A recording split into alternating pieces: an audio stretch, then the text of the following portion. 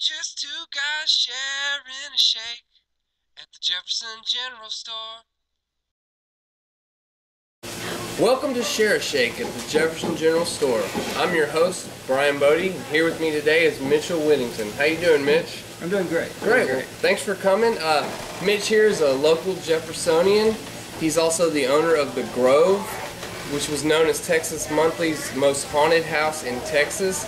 Mitch is also the author of several historical books and as well a few ghost books, as you can see right here.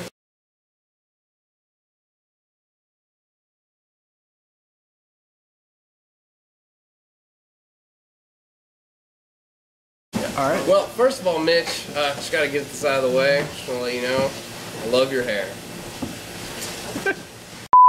Alright, so you've written several ghost books, right? And really being in Jefferson, I guess we consider you sort of our local expert on ghosts. And here at the General Store, we've been having a ghost problem for, well, since I can remember. His name's Roy. He's really just a huge jerk. He leaves refrigerators open at night. He's always moving stuff around and just constantly bugging us. Do you have any advice for us on that? Well, I guess you can do what I do. I live at the Grove, and we have 3 or 4 different entities there, and they can be very, very tedious at times. You know, people ask me what it's like to live in a haunted house, and I tell them it's not scary. Sometimes it can be downright annoying. But what we do is talk to them, and sometimes yell at them. Yeah. And, just like they're a little kid that's acting up. All right. And sometimes that seems to work. And so far we haven't made them mad by doing that, but I can't speak for Roy. Okay, well, we'll just have to have a little talk with Roy. Here we have our artist representation of Roy. A little sketch by a witness. Lifelike. Alright, well, Mitch, seeing that this segment is called Sharing a Shake, why don't we do just that? See how it is. Not bad, huh? That's actually a very good shake. Thanks to our sponsors at Jefferson General Store. Thank you. Well, Mitch, one of our best sellers here at the store is The Ghosts of East Texas, and I just wanted to ask you, what made this one such an interesting book, and, you seem to have a lot of success with this one. It was a fun book to write. Of course, I'm an East Texas boy. I grew up here in the Piney Woods, so I got to travel around all over this part of Texas, talking to people, interviewing them, getting ghost stories Sorry. Getting ghost stories and finding out what kind of haunts we actually have here in East Texas. A lot of the book is about Jefferson, which is why I think it sells so good here at the General Store.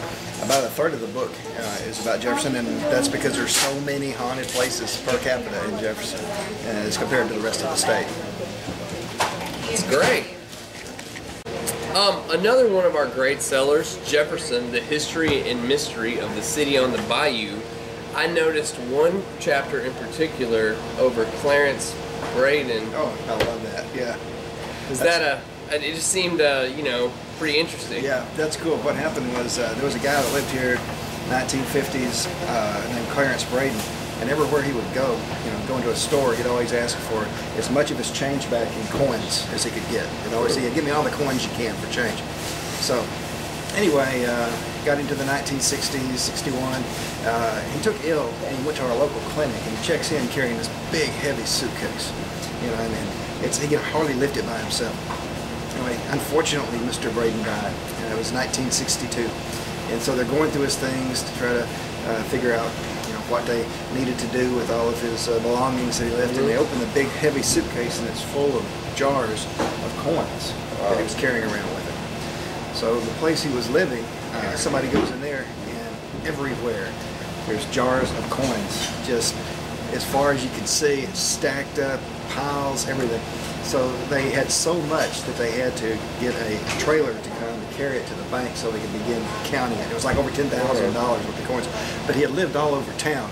So everywhere he had lived, different houses, different rent houses, things like that, people started freaking out going, oh wow, I wonder if he hid some there.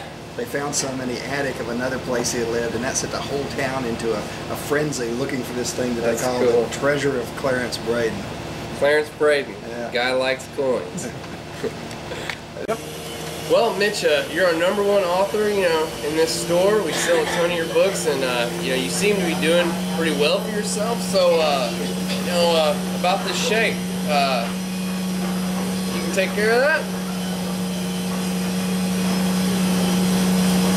I appreciate it. Thank you, sir. All right, thank you, sir. So, stay classy. And I'm here all the time.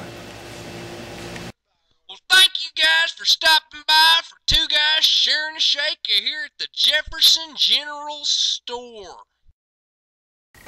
Yeah, so this is the last place I saw Roy, really. Or Wow.